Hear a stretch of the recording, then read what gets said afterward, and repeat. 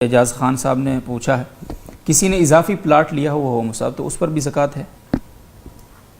یہ معلوم نہیں کہ اضافی سے ان کا مقصد کیا ہے. میں ایک اصول بتاتا ہوں جس سے ان کو واضح طور پر شرعی حکم سمجھ آئے گا.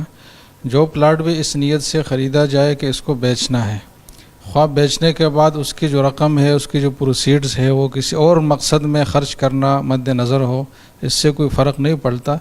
جب اتنی بات طے ہو ذہن میں اور اس پہ آدمی یکسو ہو کہ اس پلاٹ کو میں نے بیچنا ہے، جب نفع بخش کوئی صورت پیش آئے تو اس پلاٹ کی مالیت پر جو موجود ہے اس کی مالیت ہوگی، اس پر زکوٰۃ ہے.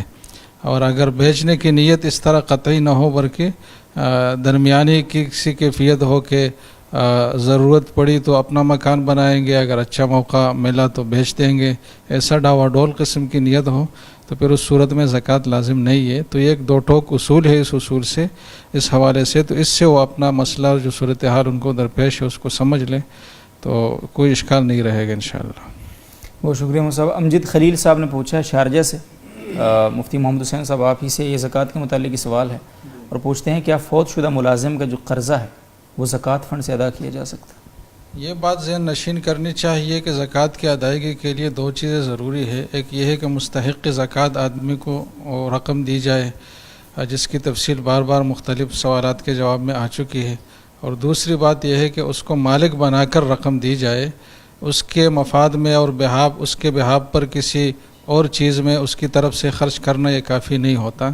تو اس صورت میں چونکہ جس کو زکوٰۃ حقیقت میں دی جا رہی ہے وہ فوت شدہ ہے، جو اس قابل نہیں ہے کہ وہ کسی چیز کا مالک بنے، کسی چیز کو وصولی کرے، تو اس صورت میں جو زکوٰۃ کی ادائیگی کی ایک اہم شرط ہے تملیک، مالک بنانا، وہ شرط نہیں پائی جاتی، لہٰذا اس طریقے سے زکوٰۃ ادا نہیں ہوگی. اس کی ایک اچھی تدبیر یہ ہو سکتی ہے کہ اس فوت شدہ ملازم کے ورثہ میں جو مستحق زکوٰۃ ہے ان کو یہ زکوٰۃ کی رقم دی جائے، اور پھر وہ اپنے طور پر اپنا جو مورث ہے، جو ان کا فوت شدہ آدمی ہے، اس کا قرضہ اس رقم سے ادا کرے. تو یہ صورت اس کی ہو سکتی ہے.